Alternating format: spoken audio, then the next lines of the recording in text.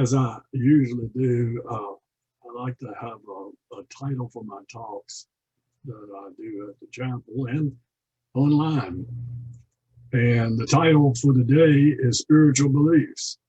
And if you read the newsletter this week, the title of the newsletter this week was Spiritual Beliefs. So what I did is I came up with a topic for my lecture and then developed a newsletter around what it was I wanted to talk about. So some of what's in the newsletter you're going to hear again today, but not very much of it because I developed a newsletter separate from what I wanted to say, but with the same topic. And I'd like to begin by reading from Titus, verse 15. To the pure, all things are pure. But to those who are defiled and unbelieving, nothing is pure, but even their mind and conscience are defiled. And I also like to have in my lectures questions and leave you with questions or points to ponder. And we've started a new section in the newsletter called Points to Ponder. So that's kind of how I'd like to end this lecture today, with a ponderance. And the question I'd like to begin with is, are you what you believe? Everyone here listening to me right now believes something different. You may initially respond, no, we all have the same beliefs. And that's based on what we've always heard in the past, because the phrase, we all drawn to like-minded people. And so we say we're drawn to everyone at the chapel because we're all like-minded people. Therefore, we must have the same beliefs. Well, we don't. We don't all have the same beliefs. We all actually have different beliefs. We are definitely not what one would call mainstream in our beliefs. But even today, after all that's gone on in 2020 and in the year 2020 and entering into 21, I don't even think I know what mainstream is anymore. I'm not sure anyone knows what mainstream is anymore. The term just seems to have kind of lost its meaning in the chaos of the transition that we're all going through. And that transition is moving from one spiritual age to another. We say that we are spiritual, metaphysical, spiritualist, new age, etc. So right in just those terms right there, you can see that we have differences of beliefs. Our practices include self-awareness, meditation, yoga, mindfulness, health, etc. And I can keep naming more and more and more. So each one of us is attracted to one or more of those things, which leads again to differences in our beliefs. All of those different terms have established that we may all believe in something different. We've all heard the term, you are what you eat. You are what you think. You are what you think you are. As a man thinks, so he is. And I'd like to read it now from Proverbs 23:7. And it says, as a man thinks, so he is. But are you really what you think you are?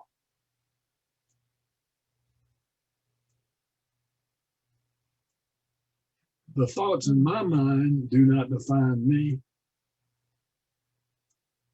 They can drive me in different directions at times as I allow the thoughts in my mind to carry me. However, what I must remember is they are simply that, my thoughts. If they are simply my thoughts, then I can own them. If I can own them, I can change them. If I can change them, does that mean that I am not what I believe?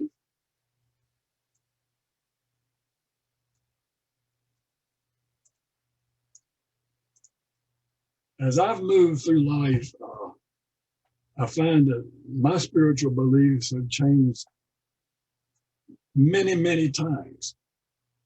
What I thought were my spiritual beliefs when I was a child, when I was growing up in the church, and in the Methodist church and the Baptist church, are definitely not what my thoughts and beliefs are now. So what does all of this mean? How is this relevant to me on a personal level? If something as significant as my spiritual beliefs can change, then certainly my personal beliefs can change. My perception of self-worth, my perception of self, my perception of my abilities, and my perception of others.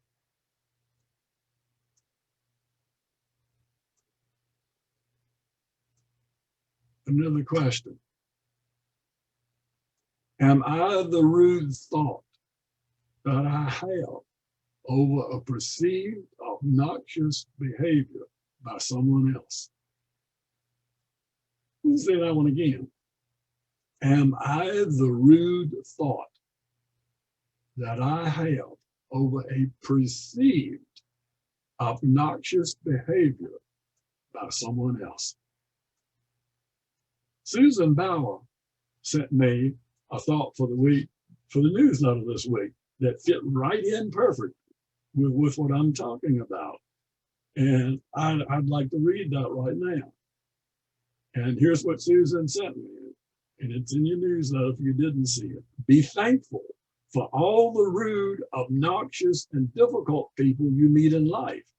They serve as important reminders of how not to be.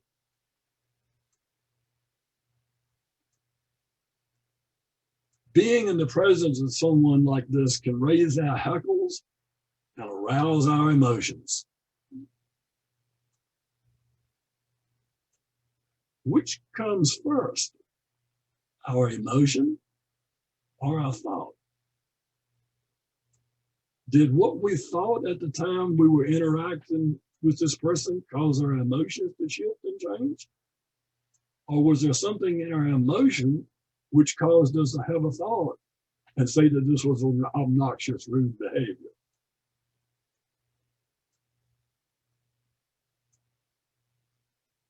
I said before, talking about beliefs, I do not think I am what I think.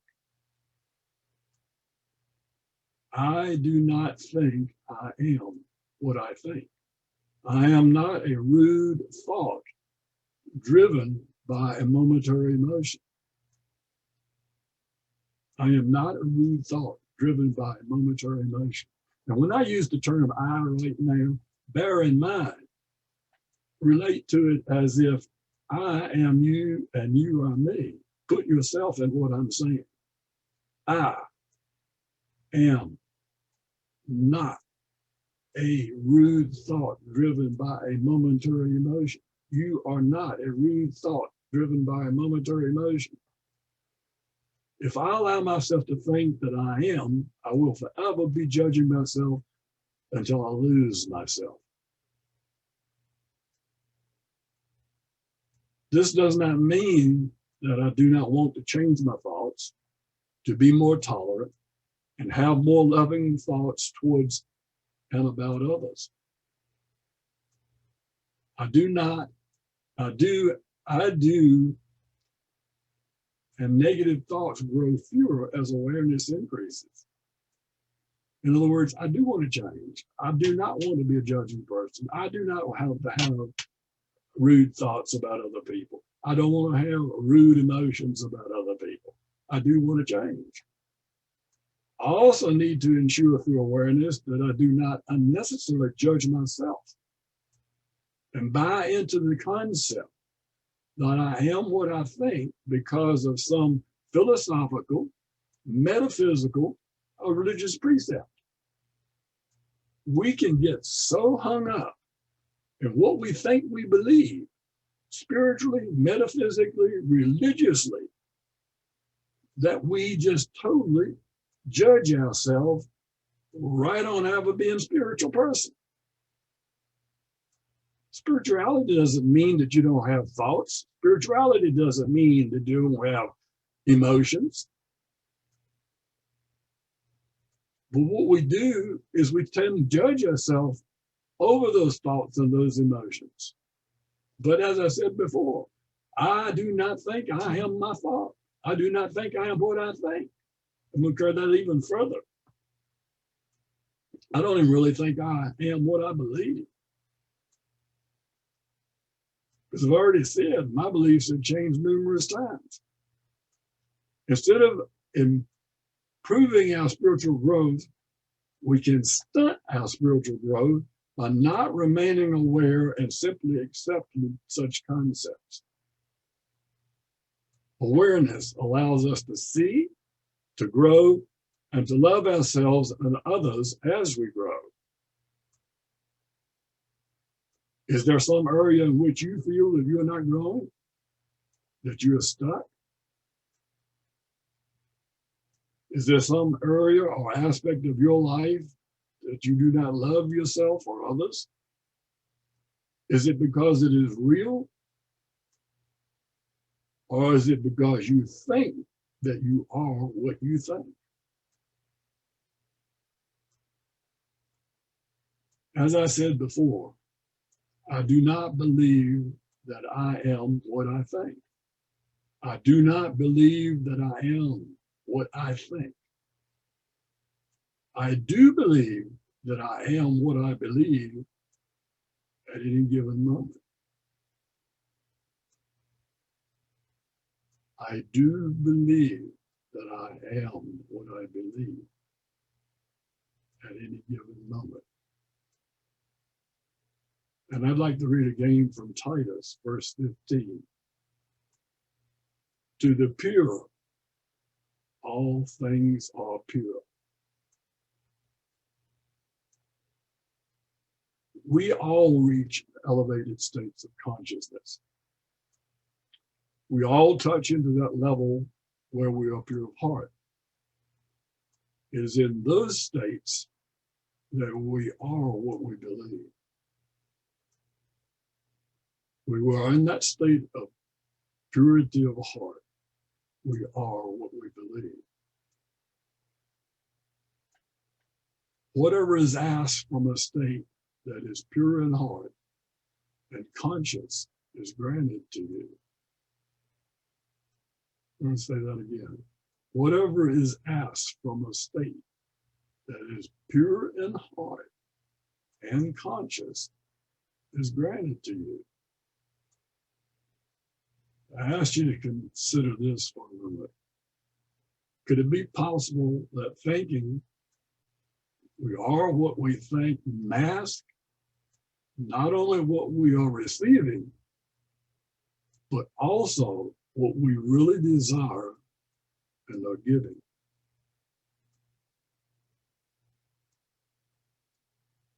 You are more than what you think.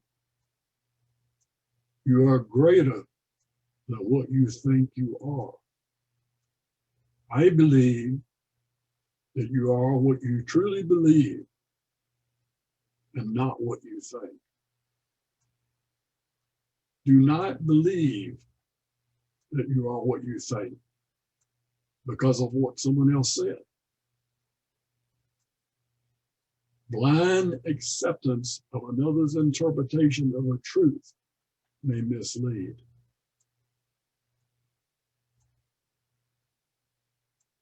We must seek to remain open and aware of our own truth and understanding. And I place emphasis on some of these things because everyone listening to me, Everyone on this path, everyone on the spiritual path is very sensitive.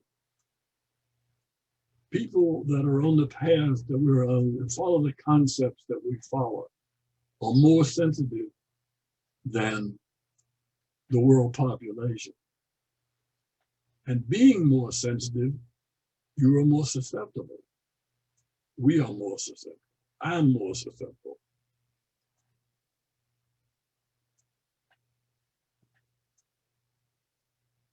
So the point being, we must seek to remain open and aware to our own truth and understanding.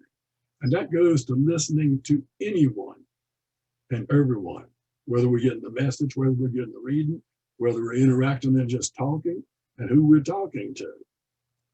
Our awareness will lead us to grow to love others, to love ourselves, and to know we are what we believe, not what we think. With all that in mind, what's the point? I mean, I've said a lot of things. Some of it could be perceived as esoteric. Some of it could be perceived as contradictory one of the other. But it all leads to ponderance. Okay? So with that in mind, again, what's the point? What's the point of what I'm saying today? How does this help me in my day, today living, in the time that we live in now? 2020 is over. We're in 2021. We're living in a new now. We live in another now in 2020. But we're still dealing with the concepts and things that were brought up in 2020. As I said, I do believe that I am what I believe at any given moment. This presents an interesting point. Okay?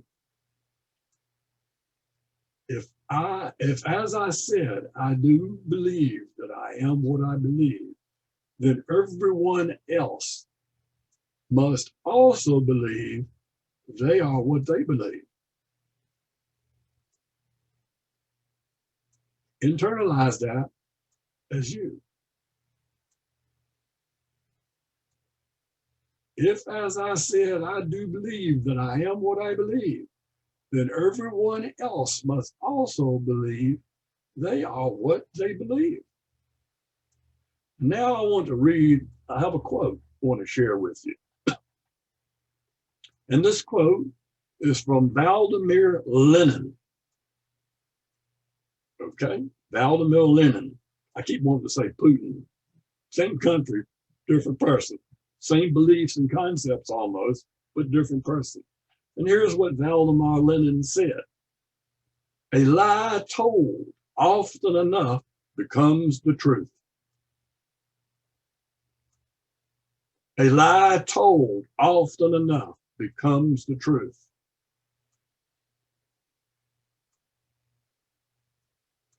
With that thought to ponder, how does all of this affect my interactions with self and others? If a lie told often enough becomes the truth for someone, then it has become their belief.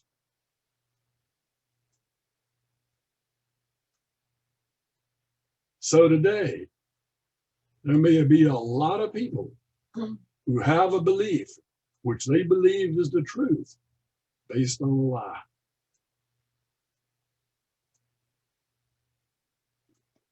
Take that and relate it to the world situation, this country's situation, and everything that we've seen go on in the last year and a half, and apply it. With all that said, and this is what we have to remember, no matter where they got it from, no matter where we get it from, it is their belief. It is their belief. These people believe what they're doing. The people that we find obnoxious and rude believe what they're doing. The people that we don't agree with believe what they're doing. The people whose actions we don't agree with believe what they're doing. This is their belief. So how does that affect me? How does that affect you? We all want to be accepted by others, no matter what we believe.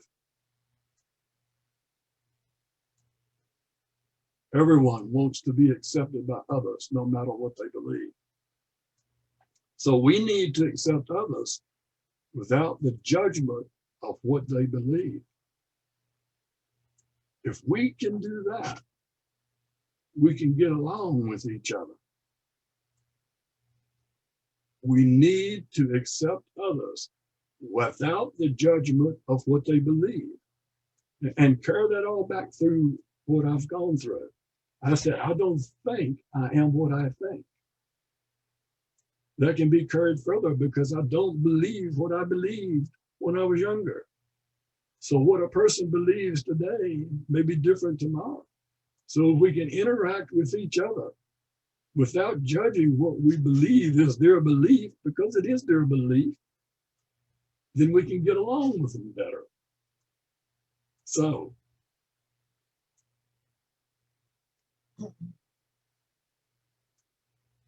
I myself find that to be probably the most challenging task that I encounter.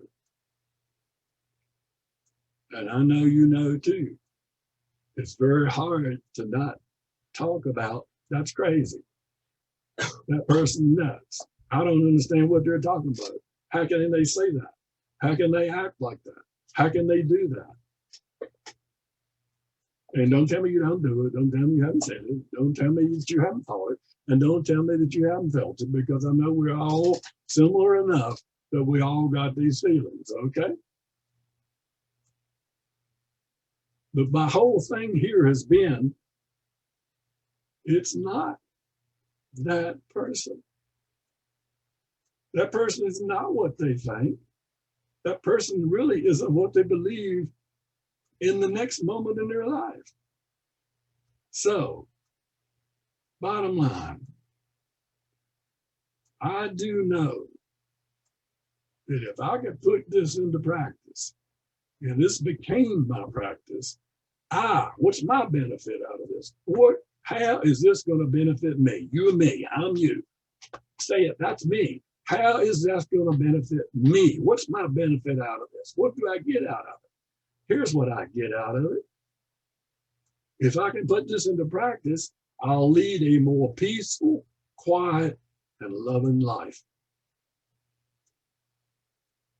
So, as you go forth this week, bear in mind that your life